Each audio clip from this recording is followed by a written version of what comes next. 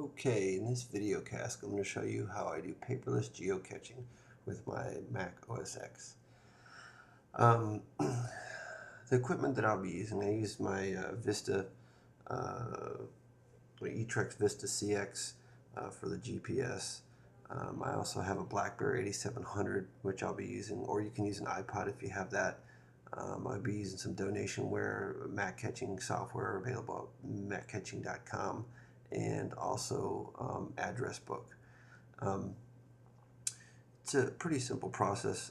As you well know, as a full member at geocaching.com, you have the ability to build pocket queries, and pocket queries are basically just pools of waypoints and geocaches that you can find that are available to you.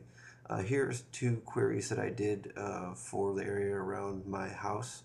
I did a query from basically my the location there, and for amount of distance for outside that location.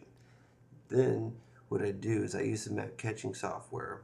I just launched that, and it's basically a waypoint manager. It keeps track of different points that you have, and you're able to import GPX files into it.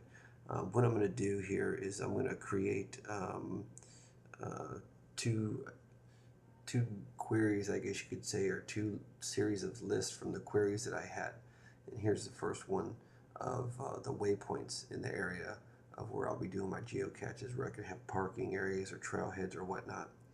And you see, once you click and drag it over, it automatically import all the data in there and break out each of those waypoints from you. So you can do individual waypoints, or you can do groups of waypoints if you have those types of files available to you. I usually name it something that will help me remember what exactly that grouping is. So this one will be Southside Waypoints. Get rid of the new group here. Then here's the actual geocaches that are, what I'm looking for here. And you can see they're all importing. Kind of speed this up a bit.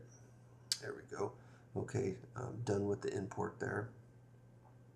Once they're imported in the system, you can see across the top there they're populating in there, and once the system's done processing it, that's the file that we had just dragged over. You can see that all those points are listed. It's about I believe 200 points that are within 60 miles or 50 miles of my house or whatnot. So you can see how they're all listed there. Again, I'll rename that pool as something that I could refer to and look at and be able to manage at some point. Name this Southside caches for the area that I'm living in. Okay, so now that I have both of these two groups of waypoints to manage, I want to get ready to export them to my iPod, or export them to my address book, so then I can synchronize them and have them available on my Blackberry or whatnot. Okay, we'll go ahead and launch address book here, and here I have some old ones. Every time that I do an update, I delete all my old points out of my address book, and I'll repopulate them again. And as you can see, once they're put in there, there's notes you can find. The hints are available. They're all decoded and everything in there. The cache names are available.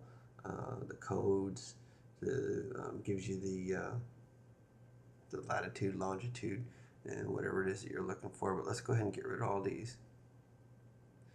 Delete them out of here, because I'm just going to repopulate them again. Just want to delete them completely from the address book, so those are all gone. And from here, what I'll do is I'll just export to iPod is what I'll select.